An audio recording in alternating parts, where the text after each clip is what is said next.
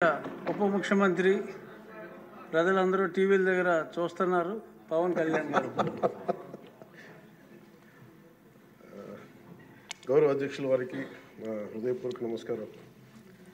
నాకు మాట్లాడే అవకాశం ఇచ్చినందుకు గౌరవ ముఖ్యమంత్రి గారికి మీకు హృదయపూర్వక నమస్కారం.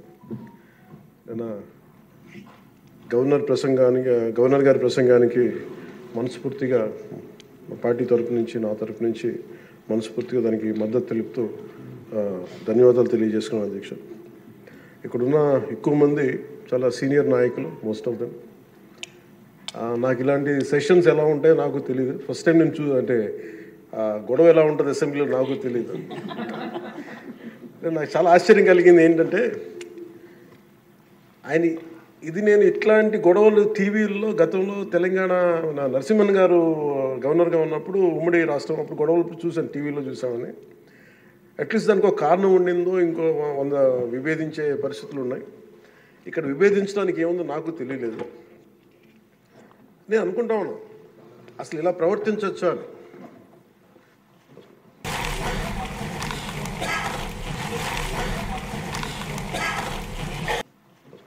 ఇలా ప్రవర్తించవచ్చా, ఇలా చేయొచ్చా అని. అంటే ఇది లీడ్ బై ఎగ్జాంపుల్ కదా. రాష్ట్రానికి ప్రథమ పౌరులైన గవర్నర్ గారు ఇలా ఈ స్థాయిలో ఉండి ఆయన మర్యాదపూర్వకంగా వచ్చి మన బడ్జెట్, మన రాష్ట్ర విధానాలని ఆయన ప్రవేశపెట్టి మాట్లాడుతూ ఉంటే గౌరవించే విధానం ఇదేనా అని అనిపించింది. సో నేను మనోహర్ గారితో మాట్లాడుతాను, మా సహచరులను, మన సివిల్ సప్లైస్ మినిస్టర్ గారితో.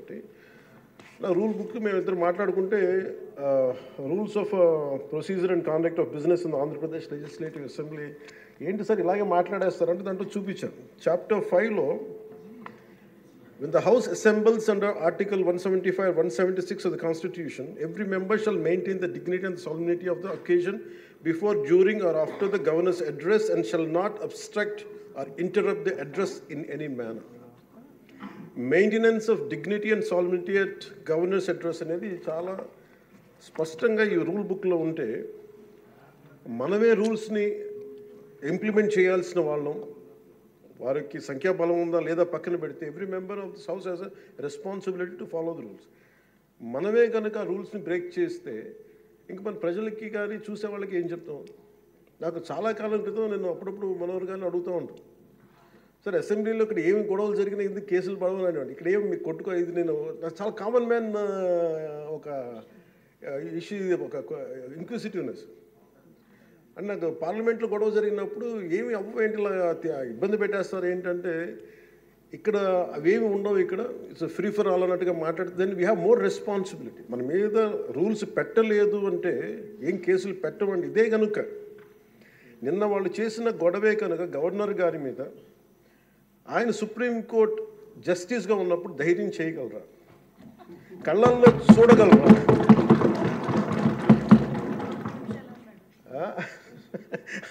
నాకు అది అనిపించింది. అంటే గౌరవించాల్సింది పోయి ఈ విధానం ఏంటనిపించింది.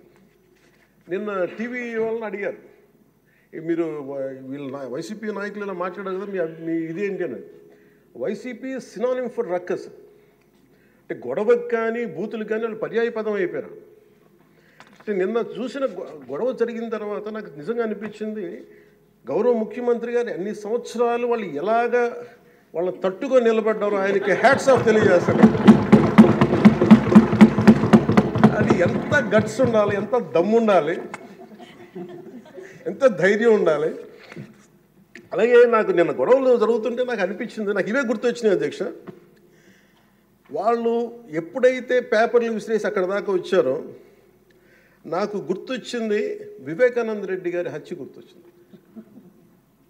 అంటే వాళ్ళ విధ్వంస విధానం చూశారు. అలాగే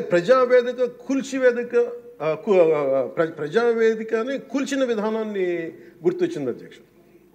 200 పైచిలకు ఆలయాలని విధ్వంసం గుర్తొచ్చింది అధ్యక్ష. డాక్టర్ సుధాకర్ గారు చనిపోయిన విధానం గుర్తొచ్చింది అధ్యక్ష. జంగారెడ్డి కల్తీ సారాలో చనిపోయిన చావులు గుర్తొచ్చినాయి అధ్యక్ష. సుప్రీంకోర్టు జడ్జిలతో లెటర్ రాసిన విధానం గుర్తొచ్చింది అధ్యక్ష. వాళ్ళు చేసిన గొడవకి మన హైకోర్టు, ఆంధ్రప్రదేశ్ హైకోర్టు జడ్జెస్ని సోషల్ మీడియాలో బూతులు తిట్టిన విధానం గుర్తొచ్చింది అధ్యక్ష. సోషల్ మీడియా అబ్యూస్ గుర్తొచ్చింది అధ్యక్ష. పత్రికాధిపతులపై దాడులు గుర్తొచ్చినాయి అధ్యక్ష. రివర్స్ టెండరింగ్ గుర్తొచ్చింది అధ్యక్ష. పాలసీ టెర్రరిజం గుర్తొచ్చింది అధ్యక్ష. స్వయాన మీ మీద జరిగిన టార్చరు, దాడులు, ఇబ్బంది పెట్టిన విధానం గుర్తొచ్చింది అధ్యక్ష. మడడువుల విధ్వంసం గుర్తొచ్చింది అధ్యక్ష.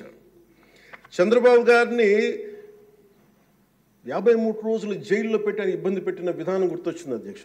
అమరావతి రైతుల్ని దారుణంగా రక్తాలు వచ్చేలా కొట్టి కేసులు పెట్టింది గుర్తొచ్చింది అధ్యక్ష.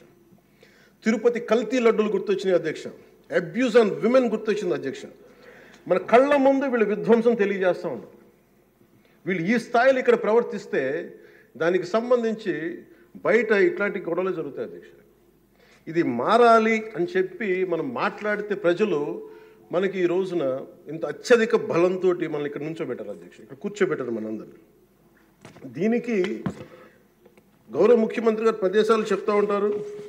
అలాగే ఇది మినిమం గవర్నమెంట్, ఇది మన నరేంద్ర మోదీ గారు చెప్తారు, గౌరవ ప్రధానమంత్రి, minimum government and maximum governance అని.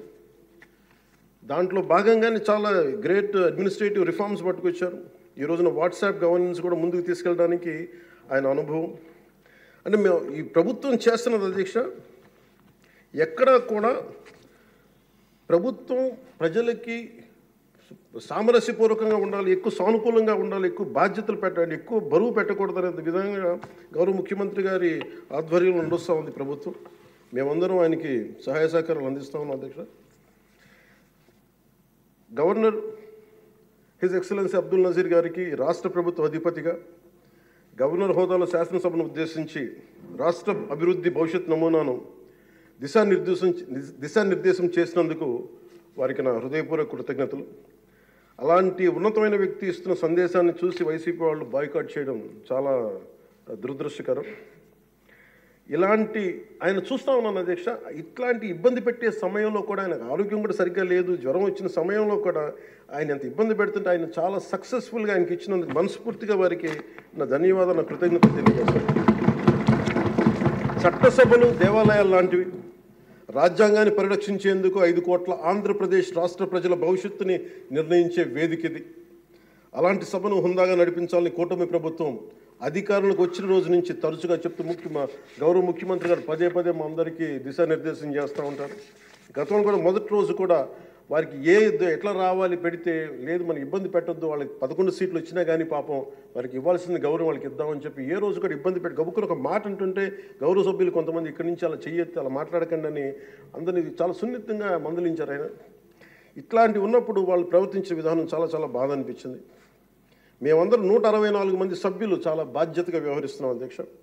భవిష్యత్తులో కూడా రాజ్యాంగ పరిరక్షణ, రాష్ట్ర ప్రజల సంక్షేమం, రాష్ట్ర సమగ్ర అభివృద్ధి ధ్యేయంగా వ్యవహరిస్తామని సందర్భంగా గవర్నర్ గారికి శాసనసభ వేదికగా తెలియజేస్తాం. నిన్న సభలో గందరగోళం సృష్టించి సభ నుండి వెళ్ళిపోయిన 11 మంది ఎమ్మెల్యేల పార్టీకి సంబంధించిన ఎమ్మెల్సీ ప్రవర్తనని ఖండిస్తూ ఇందులో ఆ తప్పు లేనప్పటికీ కూడా గవర్నర్ గారికి ప్రభుత్వం తరఫున క్షమాపణ తెలియజేస్తాను అధ్యక్ష.